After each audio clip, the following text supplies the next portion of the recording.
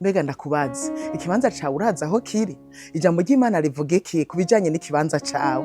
Bibiri ijambo ry'Imana mu Banyefeso 2 umurongo wa 6 haravuga ngo yatuzuranye nawe atwicarikana nawe ahantu ho mwijuru turi muri Kristo Yesu. Ivyo bisigura yuko umuntu wese ari muri Kristo Yesu, no kuvuga uwamwakiriye nk'umwami n'umukiza, ikibanza ciwe ntikiri hasi ariko kiri ahantu ho mwijuru. Tandukana rero wewe wamwakiriye n'utuntu duto duto. Utwo tujanye n'ivyo Petero yanditse mu cete ciwe ca mbere igice ca 2 umurongo w'10 aravuga ngo kera nta bantu twari turimo, niho twari tujanye n'ubwo buntu buto buto.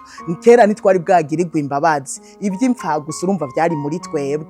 Ariko ku murongo w'9 yaranditse aravuga ngo turi ubwoko bwatoranijwe, dukoranije kuba abami n'abaherezi. Nta mwami rero n'umuherezi yoja mu buntu buto buto, uri ubwo gushavura, uri ubwo amajambo atagira ikimazi, uri ubwo kwihora. Ivyo si vyacu, twebwe ikibanza cacu kiri ahantu ho hejuru. Guma mu kibanza cawe, uko utagumye mu kibanza cawe uzohura n'ingorane. Ehe ndabereke, iyo inzoka igiye ahabona nigume mu kibanza cayo baca bayica. Iyo ifi ivuye mu mazi nigume muri ajya amazi icipfa. Na wewe nk'uwakijijwe utagumye mu mwanya wawe mu kibanza cyo kwihesha iteka, cyo kwihesha icubahiro, ukaja mu buntu buto buto, uzosanga wandavuye, wakoze ibyaha byinshi, uca usanga wapfuye mu mutima, wapfuye mu buryo bw'imwemu. Kubw'ivyo rero guma mu kibanza cawe kugira ntiwisuzuguze.